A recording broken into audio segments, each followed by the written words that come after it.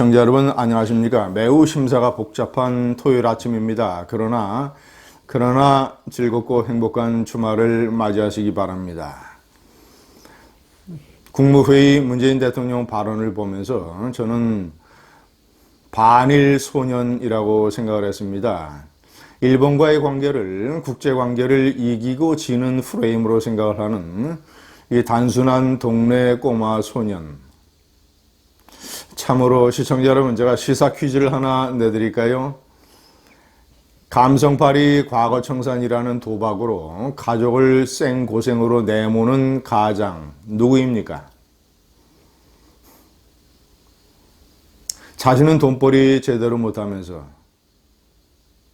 그나마 파트타임으로 돈벌이하고 있는 부인과 아들, 딸들을 더 생고생시키는 이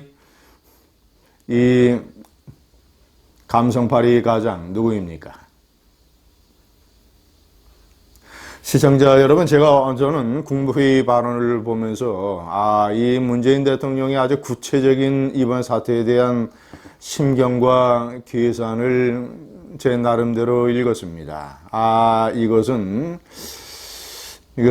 아주 잘못되고 얄팍하고 어찌 보자면 무책임하고 가족보다는 자기 자신의 정치적인 이익을 생각을 하는 이런 계산, 이런 의도, 참으로 우리 한국 국가와 국민과 기업의 앞날이 고생길이 훤히 열렸구나라는 생각을 지울 수 없었습니다. 다시는 일본에 지지 않는 한국이 되겠다. 이 구도를 이 문재인의 이 소년형 국제 정세관 때문에 앞으로 이 한반도가 요동을 칠 것 같습니다. 제가 일단 이번 사태에 관한 문재인의 무능과 무책임과 얄팍한 계산을 분석을 해드리겠습니다. 첫 번째, 아주 기본적으로 감성팔이로 사태를 초래했습니다.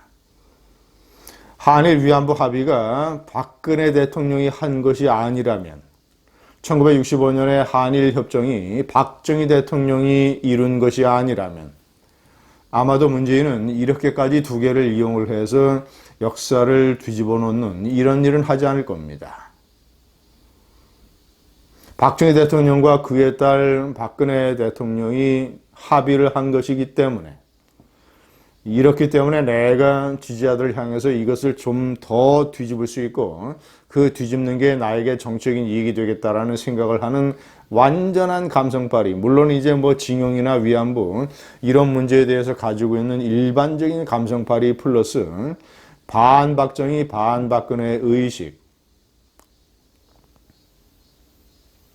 두 번째는 일본이 보복을 준비할 때 그는 국빈놀이 9개 나라를 돌아다니면서 시간을 다 허비했습니다. 일본이 구체적으로 보복을 준비한 것은 지난 1월 달입니다. 이 강제징용 배상 판결, 이 한국인 원고들, 이 사람들이 일본 기업애들에 대한 이 재산 압류 절차를 법원에 신청을 할 때, 그때 아베는 드디어 올 것이 오는구나 라고 생각을 해서 맞대응하기 위해서 구체적인 조치를 검토하라고 관계 부처에게 지시를 했습니다. 사실은 아베의 마음속에는 훨씬 이전서부터 보복에 관한 생각이 무르익고 있었죠. 그 전해 2018년 11월 달에 이 문재인 정부가 한일 위안부 화해치유재단, 박근혜 대통령이 아베하고 합의한 이 재단의 해산을 발표했을 때, 지난해 11월입니다. 이때 아베의 마음속에는 보복을 시작하겠다라는 것이 결정이 됐고, 그리고 1월 달서부터 구체적으로 조치가 검토됐습니다. 이 삼성, SK 하이닉스 반도체 또는 디스플레이에 대한 세계 품목, 이 규제 조치 플러스 2차 보복, 파이트리스트 배제, 아베와 일본의 정부 부처와 관료들이 이런 엄청난 보복 조치를 준비를 하고 있을 때 지난 7개월 사이에 문재인은 부인 김정숙 여사와 함께 국빈놀이를 즐기느라고 여념이 없었습니다. 그렇게 제가 강조를 하고 비판을 해도 국민 앞에 나와서 기자회견을 하고 왜 경제가 추락을 하는지, 왜 사회의 법질서가 난도질 당하는지, 왜 민노총이 대통령이라는 소리를 듣는지, 왜 군사합의서가 한국의 안보에 치명적인 급소가 될 수 있는지, 왜 이런 것들, 왜 북한의 김정은이는 비핵화를 하지 않는지, 이런 것들에 대한 국민의 궁금증에 답을 해야 된다라고 그렇게 목이 쉬어라 얘기를 했는데, 완전히 국민들을 자기가 마음대로 무시를 해야 되는 개돼지 수준으로 알고 자기는 동남아시아 3개국, 중앙아시아 3개국, 북유럽 3개국 9개 나라의 국빈놀이를 부인 데리고 국민 세금으로 공짜로 대통령 전용기 타고 호의호식하면서 지내면서 세월을 전부 다 탕진했습니다.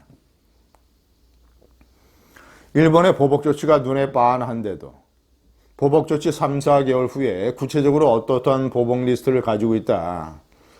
이게 경제 보복 외에는 그 다음에는 외교 보복 또는 제1교포들에 대한 또는 이런 일종의 국내 행정 절차를 통한 보복, 이런 보복의 리스트가 차례차례 준비되고 있다라고 일본 관계 전문가들은 전부 다 눈치채고 있었는데, 이 대통령이라는 사람이 이런 것에 대한 준비를 할 생각을 하지 않고 부인 데리고 부인 손잡고 국빈놀이 해외 유람이나 즐기고, 외무부 장관, 외교부 장관이라는 사람은 외교적인 노력을 통해서 일본의 보복 조치를 막을 생각은 하지 않고 정신을 온통 이 대통령 부부에게 팔려가지고 대통령 국빈놀이 여행지나 물색을 해주는 이런 여행사 사장으로 전락을 했던 것입니다. 세 번째, 이 징용 판결 해결을 위한 노력을 거의 하지 않았습니다. 저는 노력을 했다면 일본의 보복을 막을 수 있는 중요한 외교적인 조치가 가능했다고 봅니다. 아니, 그렇게 논리가 당당하고 그렇게 65년에 한일협정이 잘못됐다고 얘기를 하면서 왜 한일협정에 따른 제3국 중재위원회를 거부합니까? 그렇게 논리가 당당하고 국제사회에 그런 목소리를 낼 수 있으면 제3국이 중재를 해서 판결을 내리면 오히려 그것이 문재인 자기에게 불리하다 하더라도, 징용 배상 판결 원고들에게 불리하다 하더라도 오히려 제3국 중재위원회의 결정이라고 하는 탈출구를 통해서 그쪽으로 책임을 넘기면서 이 대통령과 정부는 징용 문제라고 하는 과거로부터 탈출을 할 수 있는 것 아니겠습니까? 이것은 외교적인 해결책이 될 뿐만 아니라 국내적으로도 일부 존재하는 반일 감정을 잠재울 수 있는, 아니 협정에 따라서 제3국 중재위에 넘겼다. 그런데 제3국 중재위가 어떤 전 세계적인 세계사의 역사적인 사례를 다 참고를 해서 이런 결정을 내렸다. 그러니까 우리는 이것을 따라야 된다라고 설명을 하면 되지 않습니까? 네 번째와 다섯 번째는 다 연결이 되는 것입니다. 자신의 내치 추락, 내치 참패. 이것이 지난 4.3 보궐선거에서 민심 위반으로 구체적으로 나타난 것 아니겠습니까? 시청자 여러분, 저는 여론조사를 믿지 않습니다. 여론조사보다는 4.3 보궐선거에서 나타난 민심의 위반을 저는 믿습니다. 그 민심 위반에 나타난 내치의 참혹한 실패, 경제 추락, 소주성, 최저임금, 자영업자들의 고통, 탈원전, 4대 강보, 법질서 파괴, 인사 참사, 인사 망사, 조국의 망동,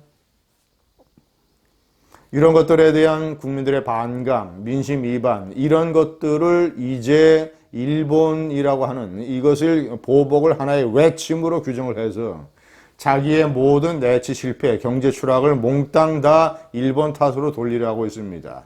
이것이 민주당의 민주연구원 보고서에 그대로 나왔지 않습니까? 일본과의 이번 사태에 강경 대응하는 것이 내년 4월 총선에 유리하다.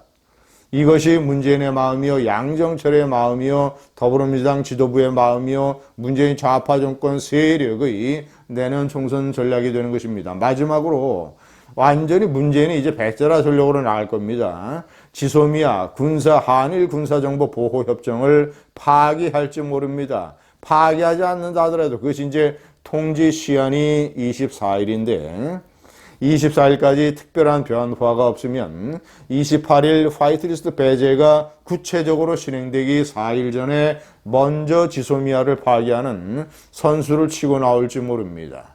그때까지 우리는 파기할 수 있다. 한일 간의 정보 교류가 무슨 소용이 있느냐. 이런 식으로 메시지를 날리는 것은 트럼프와 미국 행정부에 대한 일종의 배째라 전략입니다. 여차하면 우리는 한미일 동맹을 깰 수 있다. 한미 동맹에서도 몇 발자국 이탈할 수 있다. 우리는 더 북한과 중국 쪽에 다가갈 수 있다라는 일종의 배째라 전략입니다. 시청자 여러분, 국민과 기업들이 앞으로 겪을 고생길에 마음이 무겁습니다. 감사합니다.